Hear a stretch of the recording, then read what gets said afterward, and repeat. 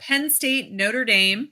This is you've corrected me in a previous episode. The Battle of the Midwest. I picture this as the northeast portion of the country, but no, it's the Midwest. Okay, another game that the Blue Bloods are gonna love, right? I remember listening to an interview with Joe Paterno, years ago, and him talking about playing in a national championship, and essentially like that he used to tell his secretaries, if Bear Bryant calls, even if I'm in the bathroom, come out and get me because he's going to be able to tell me whether or not I have an actual shot at winning a national championship or not. Because Bear Bryant would basically determine who was going where for the Bulls, which would then kind of help determine who was going to eventually win a national championship. And I always think about that when, now that Penn State has got things clicking again, I think of Joe Paterno. But this is this is an interesting game as well, and one that you actually may be getting to go to.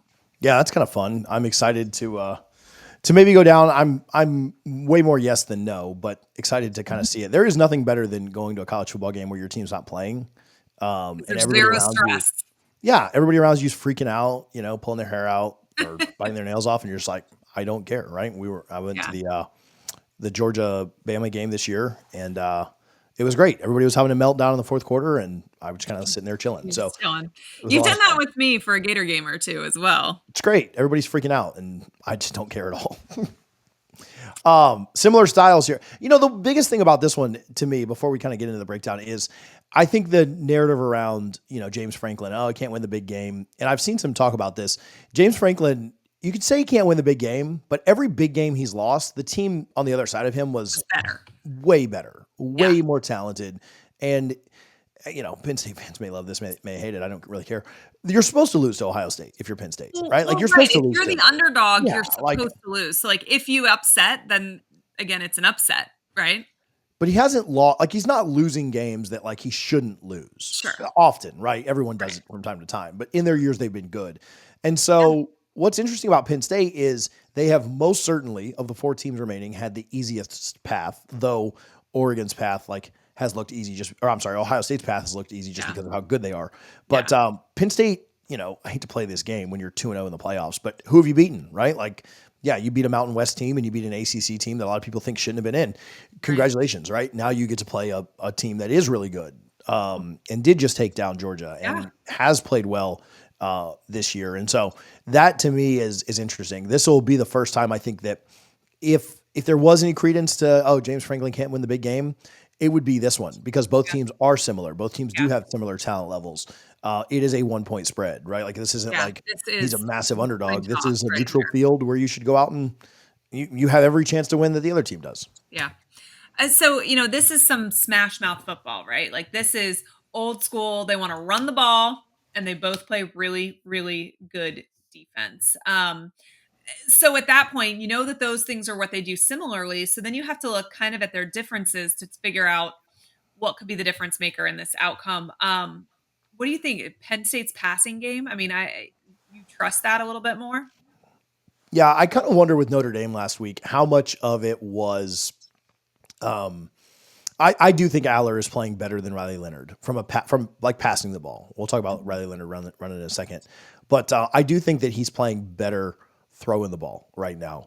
How much of our view of that is because they haven't played great defenses yet, and how much of that we view on the other side with Leonard was Georgia's defense, was their secondary just a lot better than Notre Dame. Georgia's as with all their awards, they still have really good talent. Oh, absolutely. In their secondary, and how much of it was the game plan? Hey, we are going to run this ball and play defense. We are not going to try to pass all over Georgia because that's not the way that we're going to win. And so it's easy to say maybe Leonard's not playing as well as Aller, but I think opponents, game plan, style, Notre Dame was very comfortable saying we're going to run the ball. We're going to be, I don't want to say conservative, like they were scared to make a mistake or anything, but we're not going to turn the ball over. We're not going to put the ball in harm's way. We're going to let Georgia do that with the true freshman quarterback, or not true freshman, sorry, first time starting quarterback. And so maybe it's a little unfair to say that, not unfair, but maybe there's a little context with Aller might be playing better right now, but is he playing within the game plan and, different than playing Boise State in the quarterfinal is a lot different than playing Georgia in the semifinal. And so Aller should look a little bit better. Yeah. That said, He's had ups and downs too. Like he's not been Yeah. perfect by any means. I think though, if there's a quarterback that I would trust to throw the ball a little bit more, it would all that considered, it would probably lean Drew Aller's way. Yeah. So, Penn State has done a pretty damn good job scoring this playoff season, but do things look better than they are because they've been able to capitalize off of turnovers and short fields? Like if they had to drive 80 yards every single time, would we be having these conversations, or are we just or are they just taking advantage of these opportunities that have been presented, and it kind of skews things?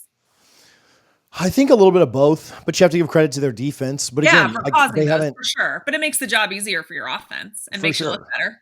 Yeah. And so, yeah, they've put up a lot of points, but I mean, they scored what? They scored 38 against SMU, and what, 21 of that came off of turnovers, two of them direct pick sixes. Yeah. So if I'd have told you they scored 24 offensively against SMU, you probably wouldn't say, like, oh, that's an Sure. incredible performance, right? Right. It would have been enough to win because of how good their defense was playing, but you wouldn't look at them as some offensive juggernaut. And then the Yeah. same thing, like I think they had what I think did Boise State have 4 turnovers? And that doesn't count like turnovers on downs. Like there's a lot of turnovers in that Boise State game too that gave them short fields at times. And so, yeah, I think that Penn State's scored a lot, but the second part of that is, will Notre Dame play kind of like they did against Georgia? Will they make it an emphasis, make it a focus to not, because Yeah. Penn State, for all the, oh, well, they've done that. They've capitalized. They've Oh capitalized better yeah. than anybody else in this playoffs. When their defense has given them a short field, or shoot, the defense has gone out and scored by themselves sometimes. Yeah. Will Notre Dame kind of play?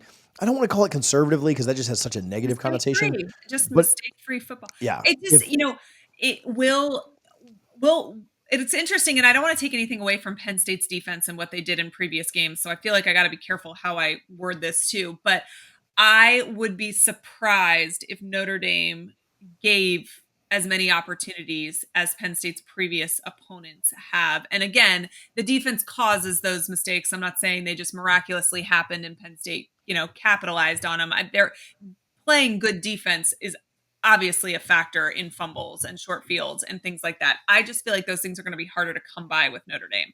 yeah, no, I agree. And then the same question for Notre Dame's offense, right? And Georgia's got a good defense. They've got a lot of talent. I get it. But for Notre Dame's offense, I mean, and you can't do this. I'm not taking anything away from the game in totality, but you Sure. take away a kick return for a touchdown and a clear, we're going to give you 7 points before the half. Notre Dame's got 9 points, Yeah. and maybe their offense had to do less with a big lead. Did they try to Yeah. air, if you have a big lead, you're not necessarily trying to air it out every down. And Sure. so what could their offense Trying to just potentially done? But, same thing for them. They've been very opportunistic. They've capitalized when they needed to, and their offense was by no means elite against Georgia.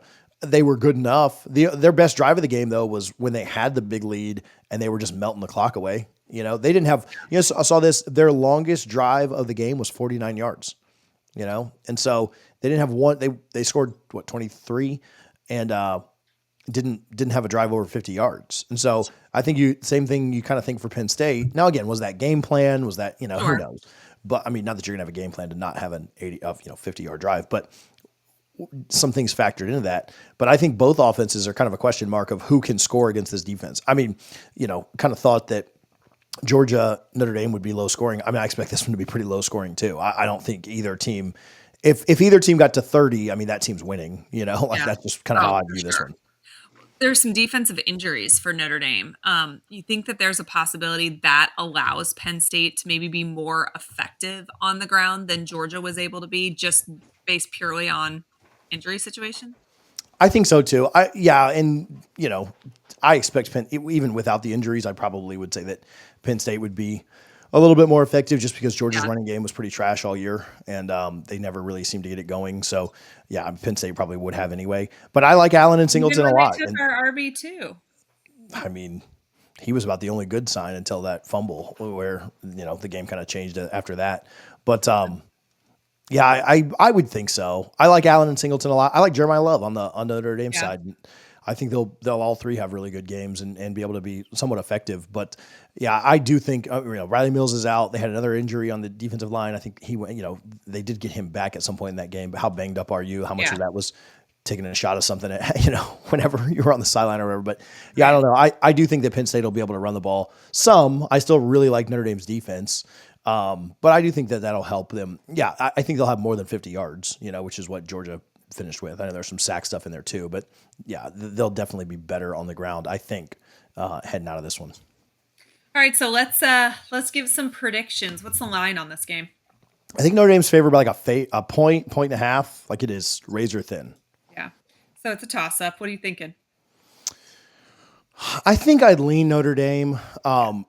Did you watch the Bucks game today? Riley Leonard is a little bit like Baker Mayfield, just gets out of things that he just Yeah. shouldn't, and he's not. I mean, I think he had 80 yards against Georgia, but it wasn't like he just had a 45-yard rush and then just kind of like piled on meaningless yardage. Every single one of his runs, it felt like were big plays. A Yeah. 3rd and long, a 2nd and 10, a first and 10, and he gets 8 yards to set him up on 2nd and short. Obviously, the one around the edge that came right after the fake punt, or not fake punt, but like the punt shenanigans. Mhm. I all of his run, like he doesn't. I don't want to say he doesn't want to run, but he doesn't want to run. Yeah. He just does in big moments, and Yeah. I think that's probably the difference here. I'd lean Notre Dame.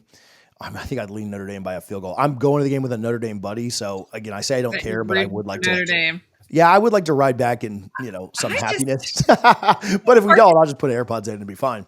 I Um, think Marcus Freeman or I just I think Notre Dame gets a coaching edge here. I don't yeah, not that I I'll don't agree with like that. James Franklin. I do. I like James Franklin a lot. I think he's a really good coach, but I just think Notre Dame is just clicking on all cylinders right now. So creative, so innovative, and I don't know. I think they're going to come up with some really cool schemes, and I think it's going to make it fun to watch.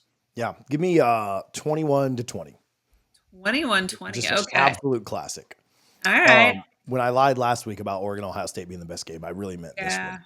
Yeah, that was a dirty lie. I, Mm. I was on there with you too. I I thought that don't was think anybody thought that we were going to get that. no, absolutely not. Absolutely not. Give me Notre Dame and let's see. I'm gonna say 28-24. I like it. I like it. All right. Thanks so much for watching this clip from our live show of a peek inside SEC football. If you enjoyed this content and would like to support, we'd love to have you subscribe. We are live every Sunday evening, and we'll be back for another episode soon.